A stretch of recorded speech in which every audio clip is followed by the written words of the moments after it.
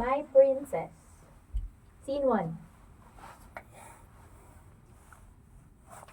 Hoy, nakita ko nga pala si Domeng kanina. Alam mo kung sinong hinahanap? Ikaw, Mare. Bakit naman daw niya ako hinahanap? Ano pa? Eh di para manligaw ulit. Nako! Ay, ang lakas ng tama nun sa'yo, girl. Anong pinakain mo doon para maging ganun yun sa'yo? Aba, ewan ko. Diyos ko naman. Sinabihan ko na nga siyang lumayo sa pagsinghot ng katol.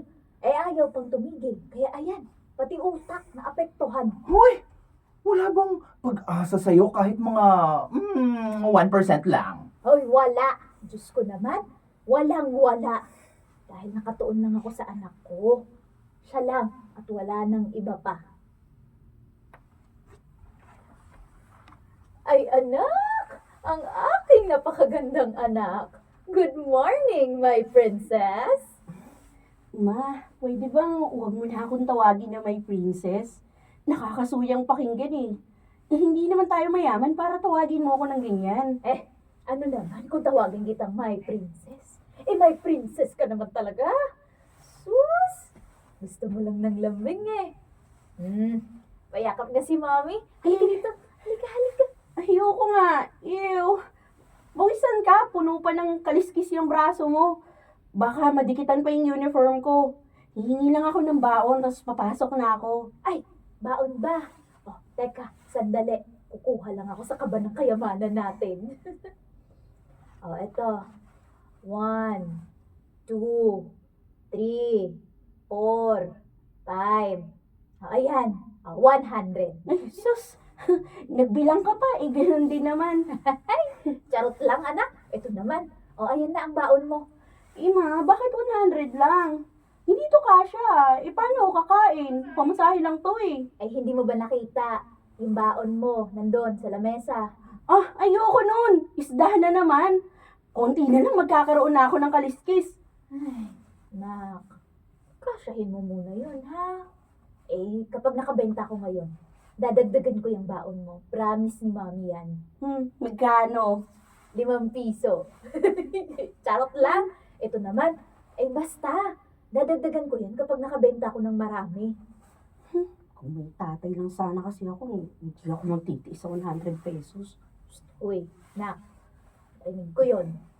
Ito, nagre-reklamo ka na naman, ha? Dapat, magpasalamat tayo dahil nakakabenta pa rin si mami kahit papano. At nakakakain ka ng 3 beses sa isang araw. Hindi katulad ng iba dyan. Ay, naku ma. Huwag mo nga akong sermonan. I-record mo na lang yan. Tsaka huwag ka na nga magsabi ng mami dahil pang mayaman lang yun. Mahirap lang tayo. Singhirap ng daga. Ay, makaalis na nga.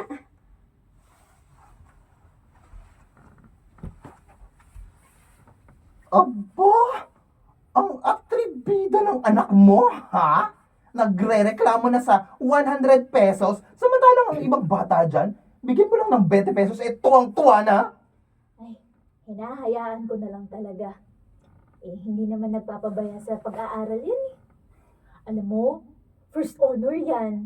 Diyos ko, kahit atribida yan, matalino naman yan eh. Ay nako, eh aanhin mo naman ang pagiging matalino kung ganyan ang ugali. Alam mo kung anak ko yan? Kung ganyan yan? Nako! Nako! Matagal ko nang ibinitin na patiwarik. Hindi ka magkakaanak. Wala kang matres. Che! Atribida ka rin eh, ha? Ay, nako, magtinda ka nga ulit dyan. Bala ka dyan. Scene 2. Oh, anak. Nag-aaral ka pa rin hanggang ngayon. Eh, baka naman gusto mo magpahinga na kahit 1 oras lang.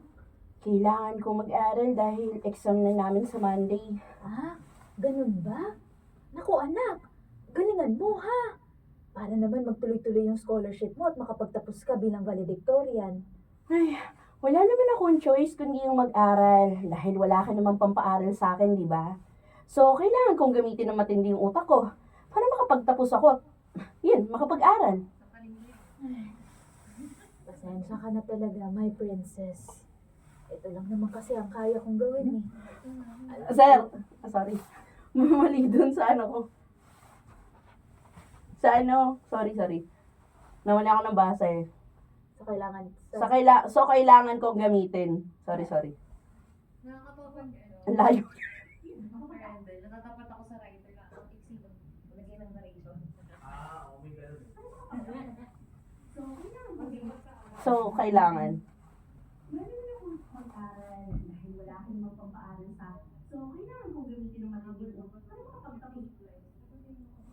So, kailangan kong doon na napalbuelo.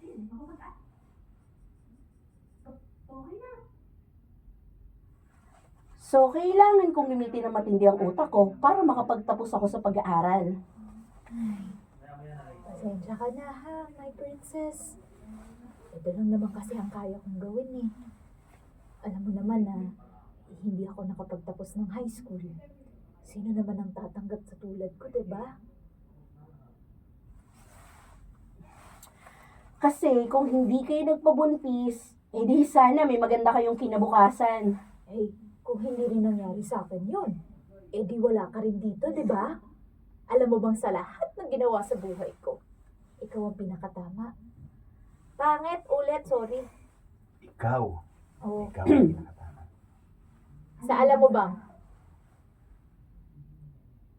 alam mo bang sa lahat ng ginawa ko sa buhay ko, ikaw ang pinakatama.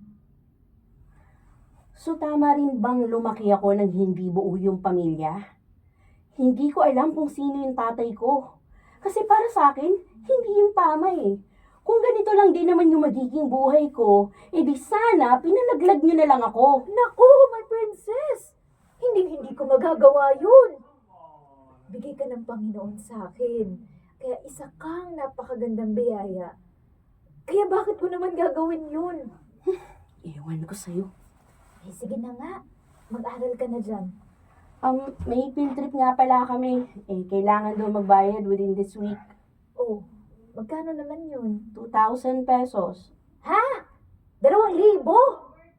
Aba, teka, saan ba kayo pupunta? Sa Boracay? Palawan? 2,000 talaga, my princess? Ma, yung 2,000, pangkain mo lang yun kapag pumupunta ka sa mga lugar na yun. Ay, ganun ba? Wala pa akong pera, nak.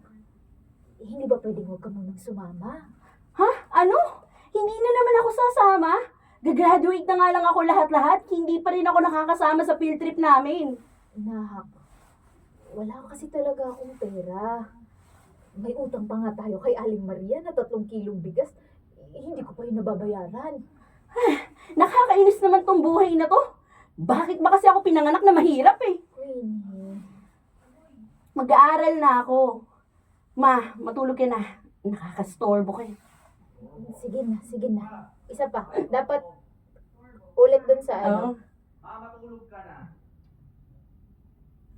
Ma, matulog ka na. Nakakastorbo kayo. Ay, siya, sige.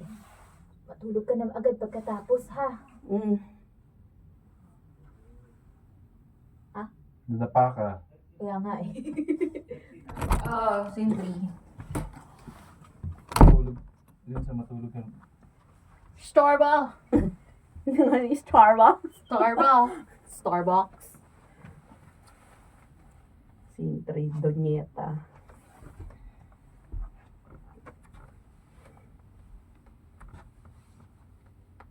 Sintri, Babaita. Hoy. Bakit ang tamlay mo yata ngayon? may iniisip lang ako. Oh? Ano? Love life mo. Kasi kung yun nga, nandiyan naman si Domeng para pasayahin ka. Baliw. Pakialam ko nung kay Doming ngayon. Ito naman. Ano namang meron sa... Ay, sorry. Nauna ako. Ako lang to. Sorry pa. Baliw. Pakialam ko dun. Si Queenie ang iniisip ko. Ay, nako. Ano na namang meron sa atribida mong anak? Nababahala na kasi talaga ako sa batang yun. Habang lumalaki, mas lumalayo ang loob sa akin. Wala naman akong maalala na may ginagawa akong mali sa kanya. Ha? Eh, baka galit siya sa'yo dahil wala siyang buong pamilya. Alam mo kasi, yung edad ni Queenie, Yan yung panahon na masyadong curious. Yung maraming gustong gawin. Maraming gustong subukan. Di ba? At yung pagkakaroon ng kompletong pamilya. Yun ang hindi niya makuha. At syempre, sino pa bang sisisihin niya? Eh di ikaw. Ay, sa bagay. Eh, ako naman talagang may kasalanan ng lahat ng ito. Hoy, alam mo kung bakit ganyan ang anak mo, ah? Hinahayaan mo lang kasi. Babae ka. Masyado. Sorry po.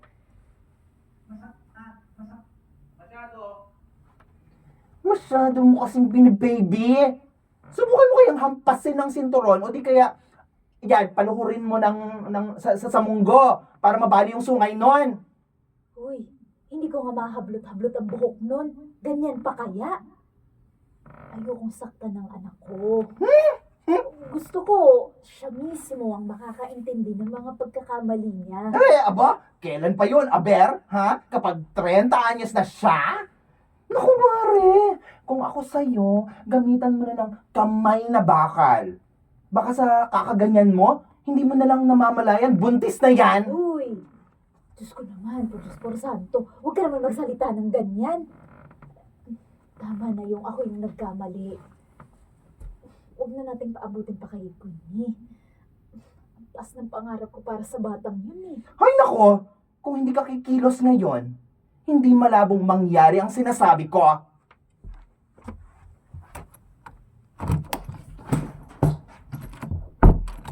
Magigilty ako. Ngayon pala pinapalo ko na si Arky.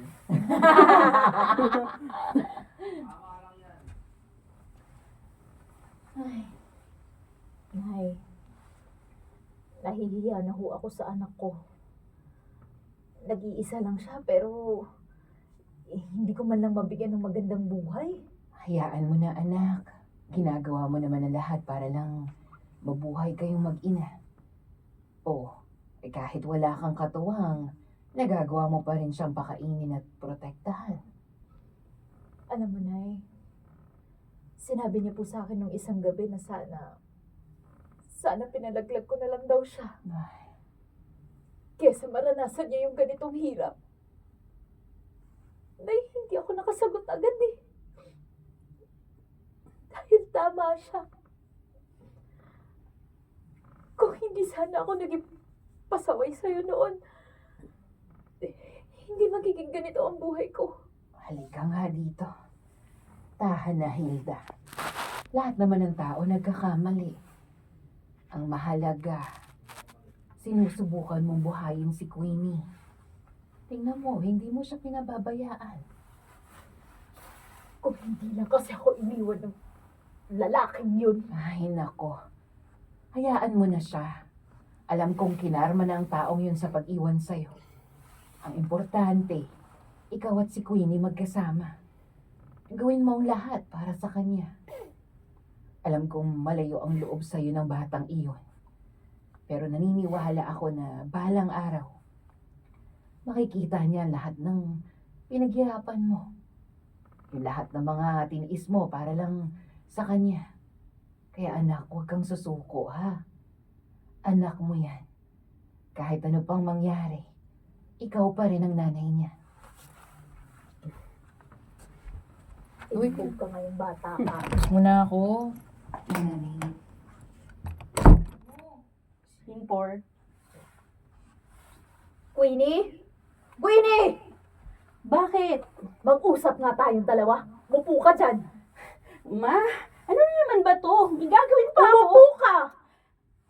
Ano bang meron? Nakita ko kanina si Angela sa palengke. At ang sabi niya sa akin, wala naman daw pala kayong field trip. Ang tanong ko ngayong bata ka, saan mo ginamit ang perang binigay sa'yo ng lola mo? May, ano kasi ma... Oo na. Sige na, aamin na ako. Nagsinungaling ako na may field trip ako. May gusto kasi akong bigyan ng regalo. Wala naman akong pera at alam kong hindi mo rin naman ako bibigyan ng pera eh. Kaya ano, ha? Nagsinungaling... Sorry. Kaya ano? Kaya ano, ha? Nagsinungaling ka para may mabigay ka sa boyfriend mo? Ha? Ganun ba, Queenie?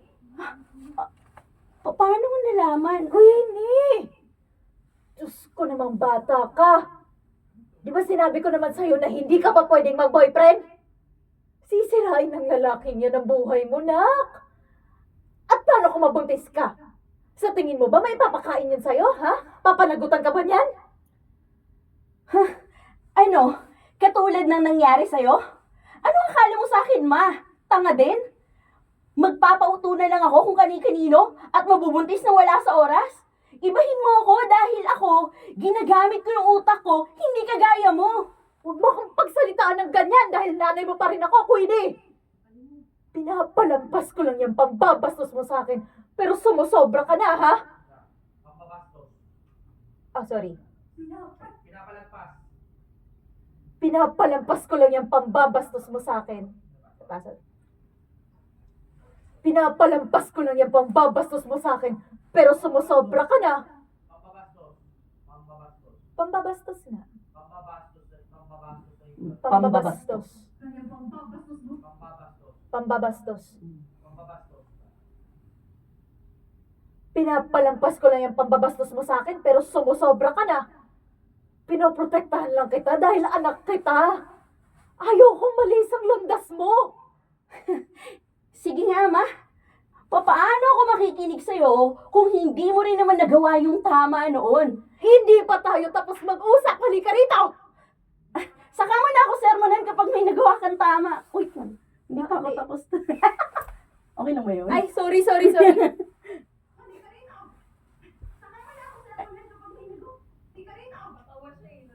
Si Queenie pala, sorry. Saan po? Saka mo na akong sermonan. Okay. Ano nangyari? Nakapasok siya dun sa ano, may nagawang tama noon, tapos ako pa yun eh. Saka man ako sermonan.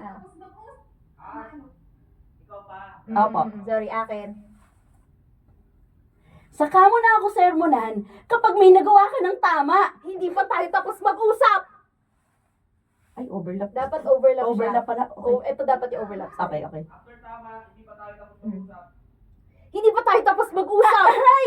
Huwag mo nga akong pangaralan dahil kung ano man yung ginagawa ko ngayon, mas masahol pa yung ginawa mo noon. At bakit ako makikinig sa isang taong naging balikurin ng isip? Dahil dapat matuto ka sa lahat ng nangyari sa akin. Sa lahat ng pagkakamali ko. So, sinasabi nyo ngayon na isang pagkakamali lang ako? Hindi. Hindi ganun ang ibig kong sabihin, anak. Ano ba talagang problema mo? Hindi na kita maintindihan. Nanay mo ko pero hindi mo ko hinahayaan na maintindihan ka. Anak, ano bang kasalanan ko? Binuhay mo ako kaya naghirap ako. Yan ang kasalanan mo. Hindi mo man lang ako binigyan ng isang buong pamilya. Bakit? Kasi aksidente lang naman yung pagbubuntis mo sa akin? Sana pinalaglag mo na lang ako. E di sana wala kang problema ngayon. Queenie! Queenie, bumalik ka dito! Bigat. Scene 5. Ate Karsh, scene 5. Nandito si Hilda. Ay, Ay, ikaw pa. ako pala si Hilda. Sorry, ate.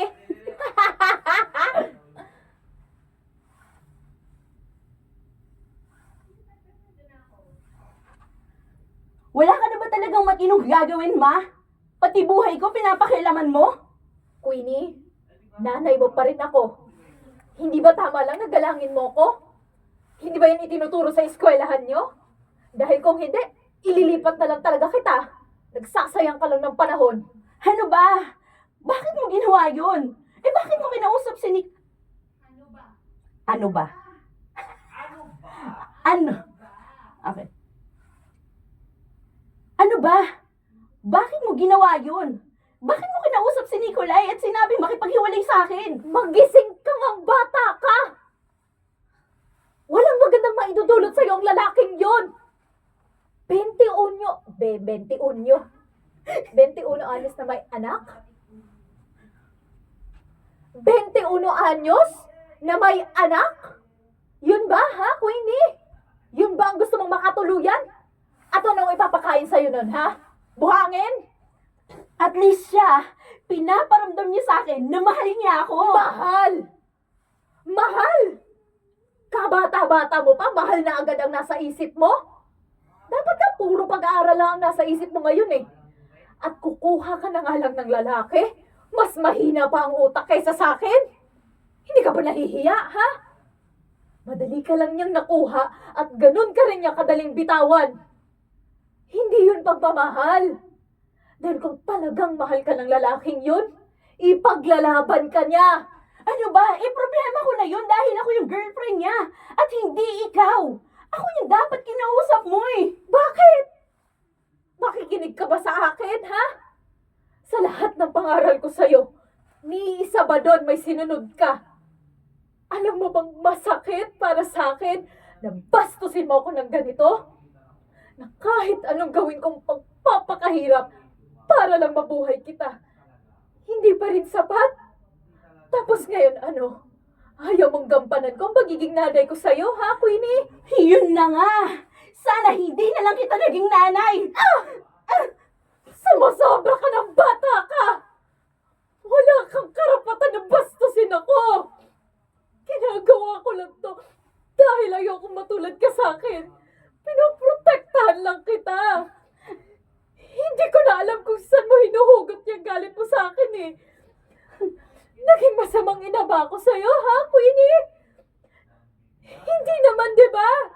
Nagpakananay at tatay ako sa'yo, pero ikaw tong hindi ginagampanan ng responsibilidad mo bilang isang anak. Kahit konting respeto lang, Queenie! Kahit konting respeto lang! Si Lydia. Ay, na si Lydia. Dito ka pala, ate. Lydia! Tama pala ako. Oo, tama ka, Bi. Pinapasok. Maoy si Maoy yung nanay. Sensation. Nay, kanina pa siya hindi lumalabas ng kwarto niya. Baka mamaya kung ano nang ginagawa nun sa loob. Anak, hindi yan. Hayaan mo muna siya. Hindi ko na alam kung ano pang gagawin ko sa batang yan. Nagre-rebelde na eh. Mas lalong nagalit sa akin nung kinausap ko yung boyfriend niya. Hindi ko na tuloy alam kung anong tama na ginawa ko. Tama naman yung ginawa mo. Ganun naman talaga tayo mga nanay. Aalisin na lahat ng bagay o tao na makakasira sa kinabukasan ng mga anak natin. Natatandaan mo nun na nung bata ka pa, ganun din yung ginawa ko sa nobyo mo. Pero pinaglaban mo siya sa akin. At napakalaking maling desisyon nun, Nay. Ganun din ang ginagawa ng anak mo ngayon. Ang dapat mong gawin. Huwag mo siyang hayaan na mamulat sa kamalian. Habang bata pa, itama mo. Itama mo yung mga mali niya dahil kung ano man ang magiging buhay ng anak mo, dahil yun sa'yo. Dahil ikaw ang nanay niya. Pero sa ngayon, hayaan mo na muna magpalipas ng sama ng loob yung bata.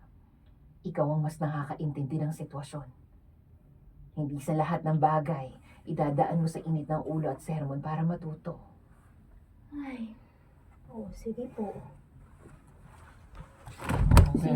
Very calming lang.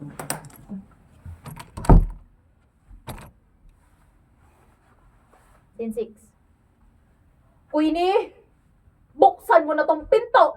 Ngayon na, buksan mo to! Pag ito hindi mo binuksan, ako sisira dito! Ano na naman ba, Ma? Lumabas ka dyan! Aray ko! Magsabi ka ng totoo. Tama ba? Sorry. Ako? Hihilahin mo ko palabas. Oh. Magsabi ka ng totoo sa akin. Buntis ka ba? Sumagot ka! Sa'yo ba tong bote na to, ha? Saan mo nakuha yan? Hindi yun ang mahalaga. Diyos ko, totoo nga, buntis ka! At sinusubukan mong magpalaglag, tama ba ako? Hindi ko naman sinasadya eh. Diyos ko naman! Diyos ko naman, Queenie! Sino ka man yan? Sino? Si Nicolay po. Queenie! Queenie! Hindi mo ba naman ginamit yung utak mo? Nagpabuntis ka sa isang lalaking walang magandang kinabukasan! Hindi mo na ba inisip yung kapakanan mo? Akala ko ba matalino ka, ha? Bakit hindi mo inisip yung magiging resulta ng ginagawa mo? Hindi ko nga kasi sinasadya. At ikaw pa ang may ganang magalit ngayon, ha? Ikaw? Ikaw pa yung galit, ha? Ha? Tama na po. Sinira mo yung buhay mo, anak! Dahil lang sa lalaking yun! Sinira mo ang lahat ng pangarap ko sa'yo! Masyado kang nagpakatanga sa pag-ibig na yan! Hindi ka man lang natuto sa naranasan ko noon! Hindi mo man lang sinabi sa sarili mo na hindi ka tutulad sa akin na nagpabuntis ng maaga sa lalaki tapos iniwan din na parang walang nang pakinabang! Kaya nga ipapalaglag ko yung bata para hindi ako matulad sa'yo. Ayoko mabuhay siya na walang buong pamilya na makikilala. Bakit? Bakit ka ganyan mag-isip? Ha? Diyos ko, Queenie! Bata yan! May buhay yan, anak! Maawa ka naman! Natatakot ako, Ma. Natatakot ako maging nanay. Natatakot ako na baka hindi ako maging mabuting ina. Natatakot ako na baka hindi ako maging responsable. Natatakot ako sa mga pwedeng mangyari.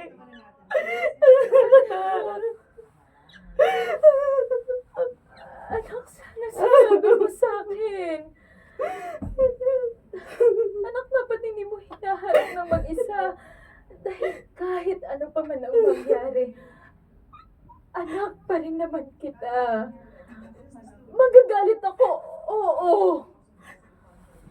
Pero mahal kita, anak. Mahal na mahal kita at hindi kita pababayaan. Aray, Teka, ano nangyayari sa'yo? masakit yung puson ko. Ha? Ma! May dugo! Teka, May dugo! tatawag ako ng tulong. Diyan ka lang. Diyan ka lang. Ano? Transition.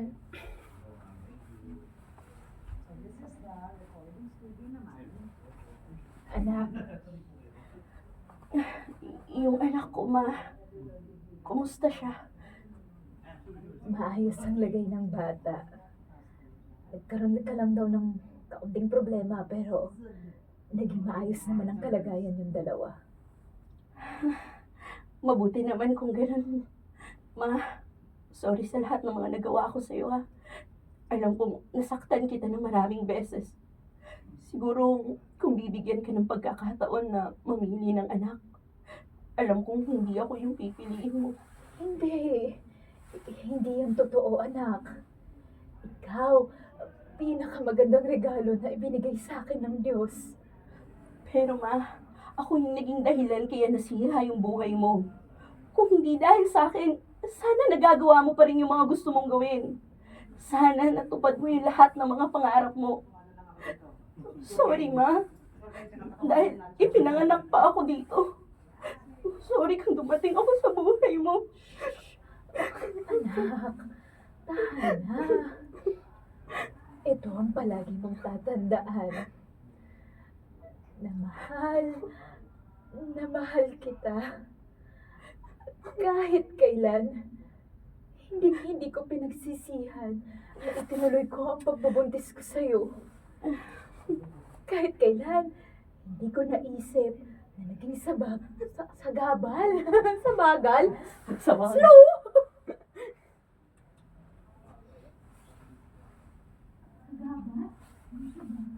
Kahit kailan na lang.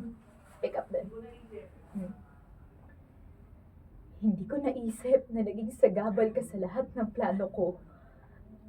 Nagpapasalamat ako dahil nang dumating ka sa buhay ko, naranasan ko ang tunay na kaligayahan sa mundo. Naranasan ko ang maging isang ina at iyon ang pinakamagandang nangyari sa buhay ko. Kaya huwag kang hihingi ng tawad dahil dumating ka. Ako, anak. Ako ang dapat humingi ng tawad dahil hindi kita nabigyan ng buong pamilya at ng magandang buhay. Pero gusto ko sanang intindihin mo. Ginagawa ko ang lahat para lang mapaganda ang kinabukasan mo. Pero nasira ako na yun. Nasira ako yung lahat ng mga pangarap mo sa akin. Hindi pa ako.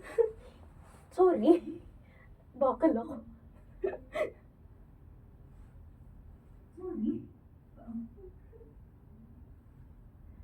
At hindi pa huli ang lahat para maitama mo yun, anak. Mahalin mo ang anak mo. Mahalin mo nang walang hinihinging kapalit. Ibigay mo ang buong buhay mo sa kanya. Tulad ng ginawa ko sa'yo. At parati mong tatandaan. Nandito lang si mama mo. Hindi kita pababayaan, anak. Sorry. Ma, sorry. Tahan na, anak. Tama na. Hindi ka iiwan ni mama. Ha? Hindi ka iiwan ni mama, anak.